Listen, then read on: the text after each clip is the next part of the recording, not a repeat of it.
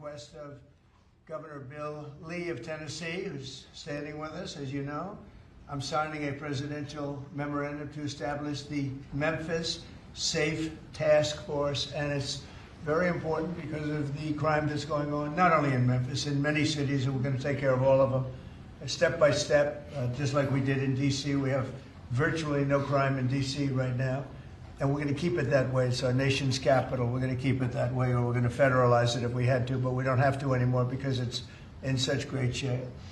This task force will be a replica of our extraordinarily successful efforts here, and you'll see it's a lot of the same thing, although the numbers here are really something. They're really bad. Now, we did send FBI in about 4 months ago to work, and it brought some of the numbers down, and they did a great job, but we're sending in the big force now.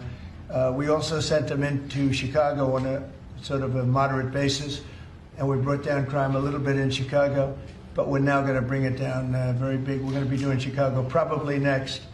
I was with a great businessman, a man who is involved in all cities through his business. And I say, who do you think should be next after Memphis? And he said, sir, you've got to save Chicago. We're going to wait a little while. But he said, you got to save Chicago. You can't let it go. And this is a very prominent man that everybody knows. And this from another man in Memphis was saying, Bill, he was saying, very interesting, he's on the board of FedEx. And his hotel is about a block away. And he said, when I walked there, I said, you know, I don't want to do this again. I never want to do it again. And they won't let me walk there. They take them in armored vehicles. They take the board members of FedEx in armored vehicles like a block away to the hotel. This shouldn't be the U.S. This shouldn't be the United States of America. The task force will be a replica, as I said, and it's going to be, I think, equally successful. This is a tremendous success we've had in Washington, I can tell you, and everyone knows it. And people in the White House that work here and other people that I know are calling me and thanking me. They're going out to dinners. They're doing things that they haven't done in years. The effort will include the National Guard as well as the FBI, ATF, DEA, ICE, Homeland Security investigations, and the U.S. Marshals, and more along the prosecutors. We're going to have DOJ led by U.S. Attorney for the Western District of Tennessee, who is here or not here? Who's that person here? Not here. That person is going to be very busy. So we're going to have U.S. Attorney for the Western District of Tennessee, and most importantly, Pam Bondi's here. She's heading it up, and she's doing an unbelievable job in every respect beyond this. So also worked with some of the members of the team right here on D.C., and we're very proud of that effort. We essentially had the crime down to a very low rate in 12 days, and within another 10 days after that, it was so incredible. And it continues at that level, and we're going to continue. We have to because it's our capital. This team will deploy the full powers of federal law enforcement agencies and enforcement generally to restore public safety and get dangerous career criminals off of our streets. We're going to get them off. In 2024, Memphis had the highest violent crime rate, the highest property crime rate, and the third highest murder rate of any city in the nation. Other than that, they're doing quite well, thank you. A person is 4 times more likely to be murdered in Memphis, Tennessee today than in Mexico City. It's been, and you know Mexico City is not a cakewalk.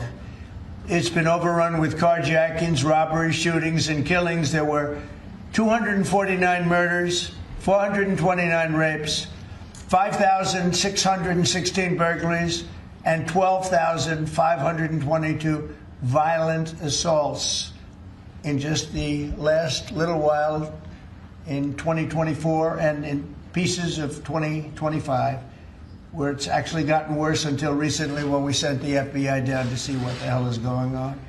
Last month, a vicious thug carjacked an elderly woman parked at the movie theater, dragged her out of the car, and body slammed her into the pavement, where she is still trying to recover. Probably won't be successful. So we're not going to allow this kind of savagery to destroy our society anymore. We're stopping it. We're doing it one by one, time, but we want to go quickly. We don't want to lose Chicago. We're going to lose Chicago. We're going to lose places like you go to St. Louis St. Louis, we're going to lose St. Louis. We're not going to lose. We want to save these places. You're going to lose them. It was the way the man said it. He was a very high-quality man. I said, "Who would you do next?" He said, "Sir, do Chicago." You don't want to lose Chicago. We're not going to lose Chicago. So we're going to have to go very big, and we're going to go probably, we're thinking about it for next Pam. We're going to hold it off. We're going to do some of the smaller ones. And the truth is, our people are so good. Gaddy, you're doing a great job wherever you may be. We're doing so good that I don't think we need too much practice, right? But we got to go and save our big cities, our great cities. Chicago's a great city, and we're going to make it great again very soon. And I think we can do that. Despite the tremendous size, I think we can do a real job, and we're going to give you the resources that you need. So with that, I'd like to just end by saying we're going to make Memphis safe again, and I'd like to ask Governor Bill Lee to say a few words, and then Pam can talk, and anybody else you'd like to talk to. We'll go through the whole list. We have all day long if we have to, because this is a very important thing. We have to save our country from violent crime. So, Bill? Yes, please. sir. Mr. President, first of all, thank you. Thank you. Thank you for your commitment for federal resources to the great city of Memphis. And it is a great city, and it has a great history and a great legacy. And we are very hopeful and excited about the prospect of moving that city forward. I've been in office 7 years. I'm tired of crime holding the great city of Memphis back. And I have spoken today with the director of the U.S. Marshals, with the director of the FBI, with General Bondi. We realize that this effort of multi-agencies that will combine the work of the Tennessee Highway Patrol and the local police departments, when we come together, we can make significant change in our city and the city of Memphis, and that is a powerfully important thing for the state of Tennessee, and I want to say thank you. This will be your proudest moment when we see you in 4 or 5 weeks, maybe sooner. You're going to see numbers that will drop and plummet like you haven't. Just like we did in D.C., they plummeted. Nobody can even believe it.